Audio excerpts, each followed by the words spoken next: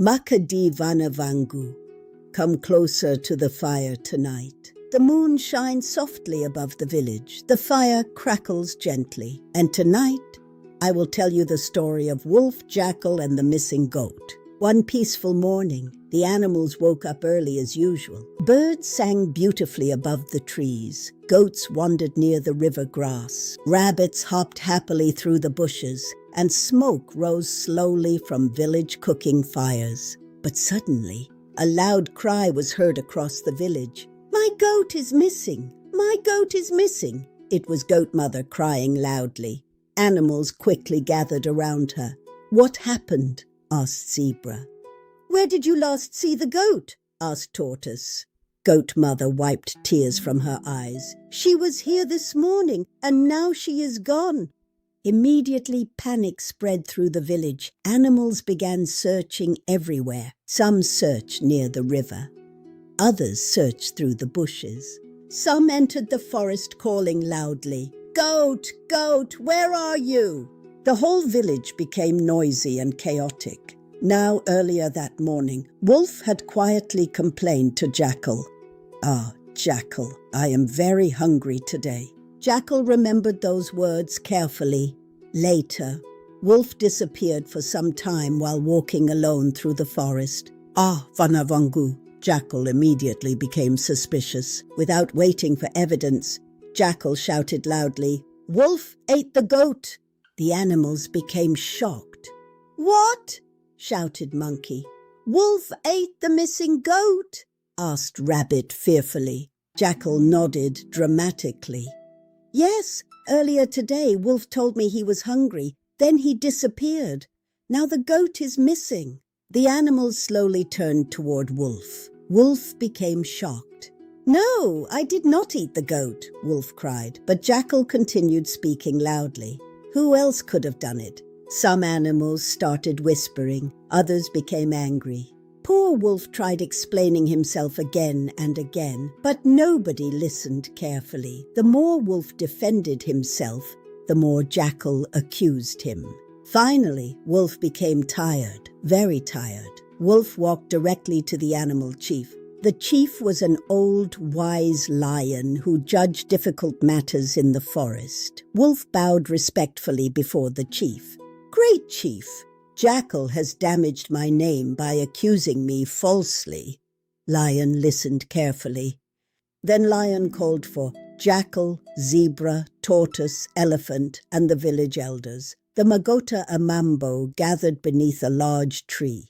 The whole village became quiet. The case began. Jackal stood proudly before everyone. "I know Wolf ate the goat," said Jackal confidently. Lion asked calmly, "Did you see Wolf eat the goat?" Jackal became quiet for a moment. "No." "Do you have proof?" asked Elephant. Jackal lowered his head slightly. "No, but Wolf said he was hungry." The elders looked at one another quietly. Wolf stood sadly before the gathering. "Chief, I am tired of always being blamed without proof." Just then, a young rabbit came running quickly from the river. "Chief! Chief! The goat has been found!" The whole gathering became shocked. "Where was the goat?" asked Lion. The rabbit breathed heavily. "The goat was trapped near the muddy river reeds. She was stuck in the mud and could not escape." "Ah!" The whole gathering became silent, very silent. Slowly, all eyes turned toward Jackal. Jackal lowered his head in shame. His ears dropped sadly. Wolf stood quietly. Lion looked firmly at Jackal. Then Lion spoke slowly. "False accusations can wound innocent hearts. A wise animal speaks truth only after knowing the facts." The chief dismissed the case immediately. Then Lion gave another judgment. "Jackal, because you damaged Wolf's reputation, you shall pay Wolf 2 cattle." The animals murmured in surprise. Jackal became deeply ashamed. Slowly, Jackal walked toward Wolf. "I am sorry, Wolf. I judged you unfairly." Wolf nodded quietly. That day, Jackal learned a painful lesson, and from that moment onward, he became more careful with his words. The grandmother looked softly at the sleepy children around the fire. The fire glowed warmly beneath the moonlight. Then gently she said, "Vana vangu, never accuse others before knowing the truth. Words can deeply hurt innocent people."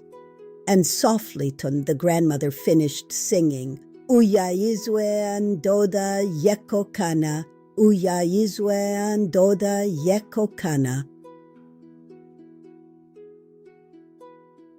Yiti sigenge sigege kaipi, kaipa kazana, zunoziva zokwanangu.